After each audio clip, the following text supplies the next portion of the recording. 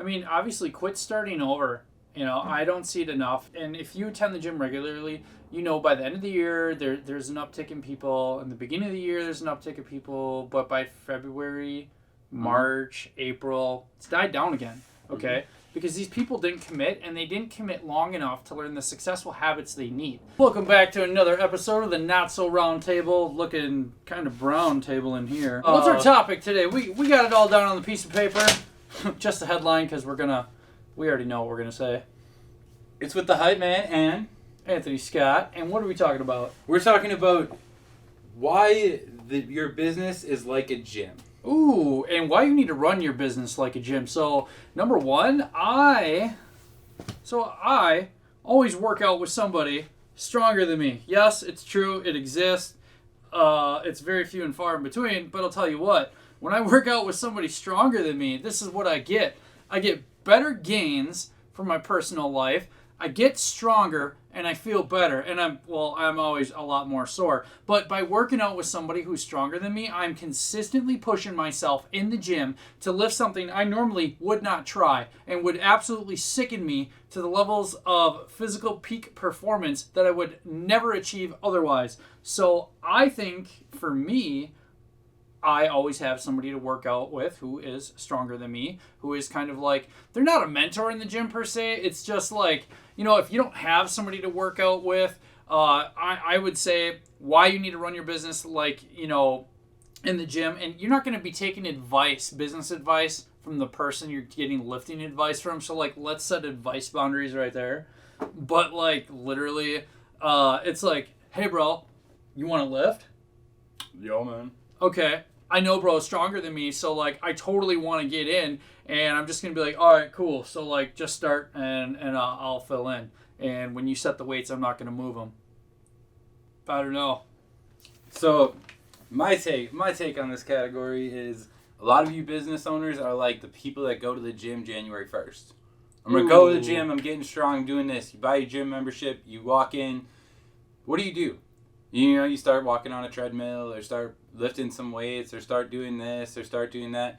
But you have a vision of what you want, but you have no plan to get there. You need to have a plan when you hit the gym. You need to have, a lot of people hire, personal trainers to help them get a plan in motion to help them achieve their fitness goals. A lot of businesses need social media managers, they need content creators, they need all these people to help them reach their goal. It's the same way.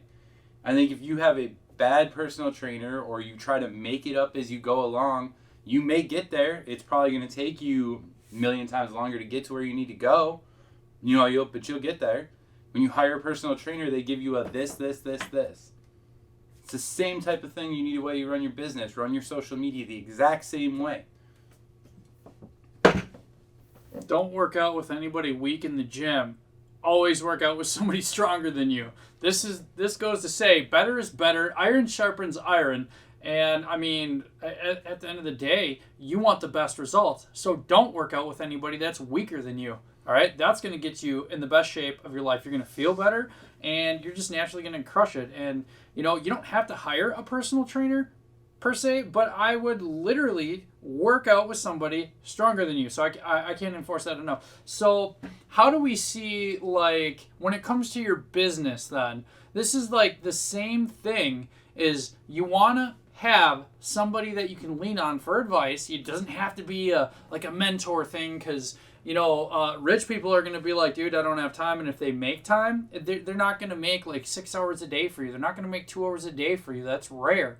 I mean, in the case they just allow you to ask them questions or meet up with them at a coffee shop once a week, you better show up prepared and you better bring all your questions to the forefront. Like, I'd always be looking for ways of how you can either raise your prices, make more money, and stop doing a whole bunch of one-offs. For me, that was my struggle. Instead of going and doing a whole bunch of one-offs, I was told, hey, why don't you figure something out so you can sell to the same amount of people but make 10 times the return or more on what you sell. So this couldn't be more true, as when I was going through and I started selling one-off services, I realized like social media clients were like one and done, they were gone. Or I would do like in my course, I would teach like 3 for free or 3 for a reduced fee. And in order to give them, let's say if we did headshots, I meet them at the meeting. I give them a service list. Hey, if anything comes up, give me a call. And I was one-offing. I was doing all this work for free or a reduced fee to get like $1,000 sale. And then when I transitioned that into high ticket sales, it just changed everything. You would say you were working out with somebody weaker than you? Yeah, at that point, I was definitely in my business wise, I was taking advice from people that weren't qualified. I was taking advice from people who had a scarcity mindset and who were thinking like, well, I wouldn't do that because you could go broke. Right, cool. I could also die tomorrow too. All right, whatever. What are you saying? I don't know unless I do the thing, unless I go and I crush it. And I mean, really, to have somebody that is richer than you would be the equivalent of working out with somebody that is stronger than you. Okay? So just let's keep it simple. Go, for business advice, get a mentor that has results you want. Now, if they run a different type of business and you realize they're giving you like shit business for your social media business or you have a service-based business, then obviously, you can take a few things from what they say and apply it to your business. But if they have like crap overall advice because they're not the professional in your niche, then obviously weed out your advice. Once again, having professional boundaries when it comes to your advice. I agree with like 99%. Now, as far as richer, I mean, a lot of times the richer business owners that you would deal with, so a lot of them aren't going to have time for you. So like he did say, if they do make time for you or you find somebody like that, your network is your worth, especially in the business world. I think, like the gym, you have a network of people you can bring to the gym. If you bring one person all the time, that one person don't show up, you're alone. How have you built a network of people to lean on that are richer than you, I guess? How did that start for you? Where did you find them? So, a lot of it started from business groups, reaching out on social media to the businesses, going and talking to them, like, hey, just starting this out, just want to learn about your business, get some advice about what things you need or, what's going on. I went there to serve them. If you go to serve, especially richer, more powerful business owners, and you look like you're there to help serve them, same as like going to the gym. Hey, I'll come with you, I'll go with you. I want to learn from you. You give them that, most of the time they're like, okay, yeah, here, I can give you this, this, and this. So then you go do it, and then you go back, show them, yeah, I loved that advice you gave me, or hey, that worked really well, or hey, that didn't work well. Do you have any other advice for me? And show them that you're motivated. They're going to want you in your network. They're your network because they know one thing. If you're motivated, either they're going to pick you up or somebody else is. And if it happens to be their competitor, they don't want to verse you. Yeah, honestly, that is such good advice. And the way I, built it out was kind of like the same way. And I didn't even realize I was doing it. But I realized I couldn't just get a meeting to talk about, hey, this is what my company can do for you. Hey, this is what my training program can do for you. Hey, actually, you can't get there with the current team you're at, but this is what my training program can do for you. Nobody cares about that, but I'll tell you what, the second you have something that's either free or for reduced fee, then their ears perk and they're like, all right, cool, let's talk. Like, and especially if you're like, here, check out my links. This is what I do, but this is what I want to do for you. And as a matter of fact, if we have a successful outcome of that, maybe you just want to hear, what my current sales pitch is, and I can get some feedback from you so I can dial it in from a perspective of this person's already been in business for years. This person is going to be able to critique you and tell you, hey, this sucks. Don't do this. Actually, lead with what are your goals? It's one thing I found out when it comes to when you're pitching people who are 6-7 figure business owners or bigger, and it came down to I could have spent hours doing all this research, providing a little bit of value and giving them this report of like, hey, this will work. Instead, I just was like, hey, what's your goals? And be like, honestly, at this point I can do this or I can't do this because this, and this, or actually I can do this. And I can do this successfully because last month I sent 47 leads to XYZ company. Mm-hmm. And so if you want to do this generally starts at this price point, and just knowing your prices, knowing your service, and getting a little bit of feedback in between. And just kind of like he said, getting out and meeting people is not easy. Especially with the old model they teach you with all these one-offs. You're maybe going to get into conversations with 20 to 25 business owners if you're lucky within a year. I had to drastically raise my prices in order to be successful in my company. But then once I realized, like, hey, I did that, I was like, wow, this is a lot of work. Raise my prices again and again. And then I realized that, like, by raising your price, that becomes absolutely attractive to people who are successful because they're like, damn, he must really know shit. And it couldn't be more true. So raise your price. Your network of people who you're into, like, I mean, what did you find the best way to work with successful companies was for you? It's the same thing. You prove your worth. And once you prove it and you continually prove it, it's just, what can I do next? What can I do next? What can I do next? And when you get in that model of, like, what are your goals? Okay, I can do it.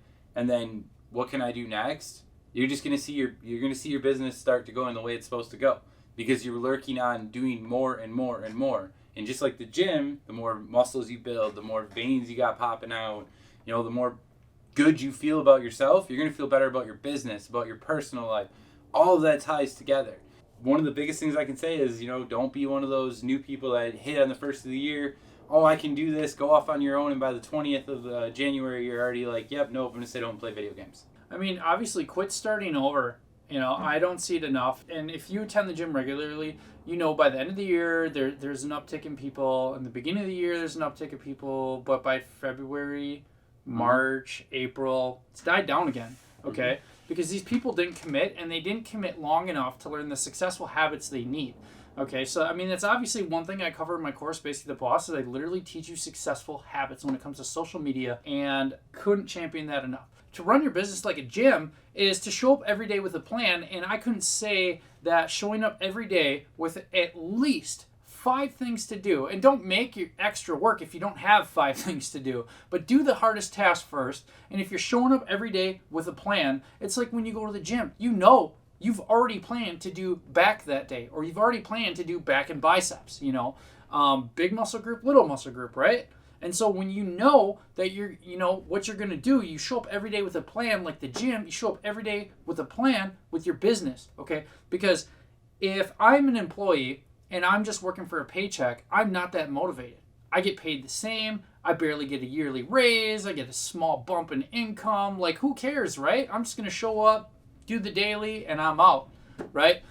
But if you're the owner or you're starting a business, you need to show up every day with a plan, and this will help you develop successful social media habits, successful business practice, and I'm telling you, this is all to your success to show up every day with a plan, just like the gym.